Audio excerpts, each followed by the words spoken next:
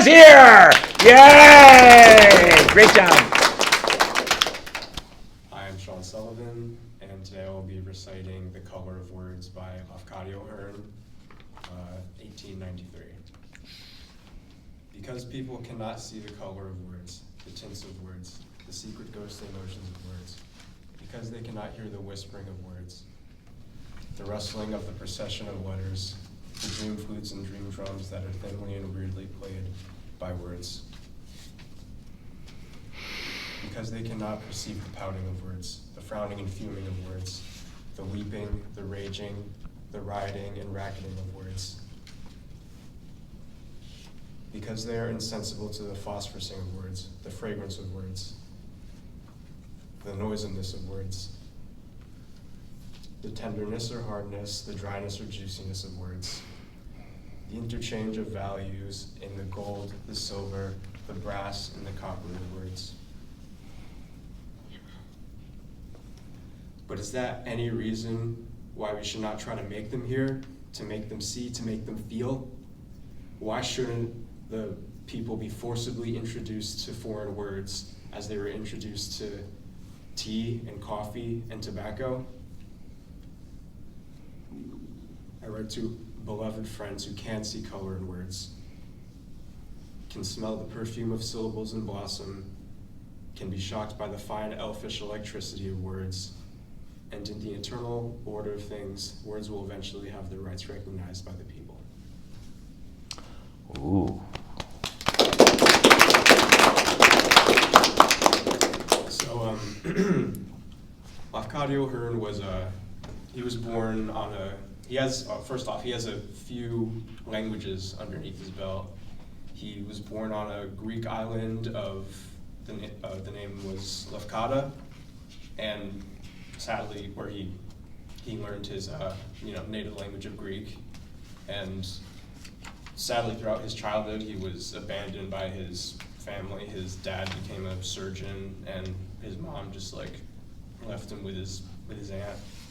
And so basically, when he was of age, when he was an adult, he immigrated to the U.S., where he became really very fluent in English, and worked for.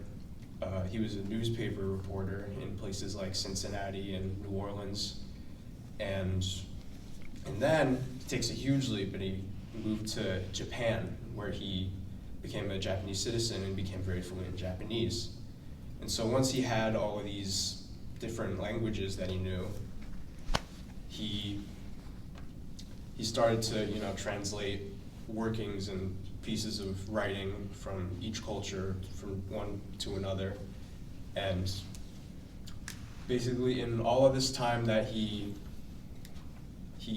picked up these different languages from all over the world, he really kind of started to realize the hidden kind of inner workings of words. And in Colors of Words, he's describing this stuff, like the emotions of words, the color of words, the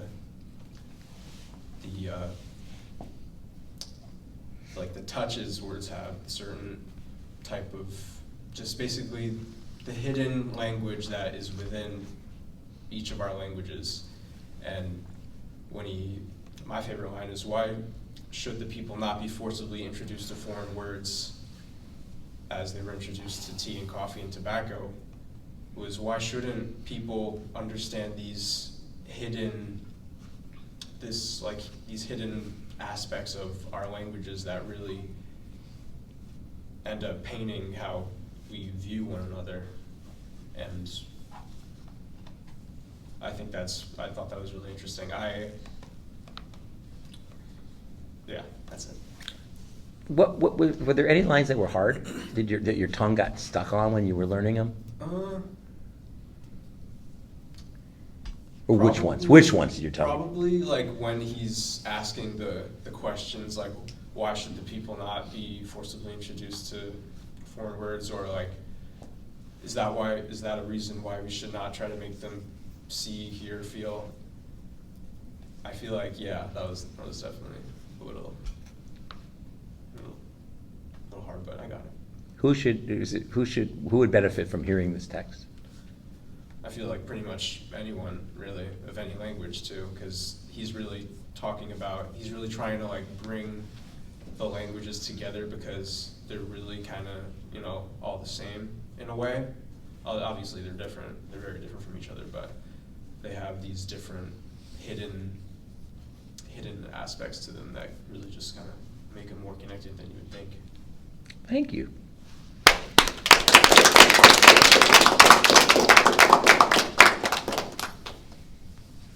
What color is Zoo? Was it like navy blue or like dark? It's almost as if Captain Kirk knew about Lafcadio Hearn when we came up with a vowel dance. Could that be possible, Sean? It's very possible. Thank you.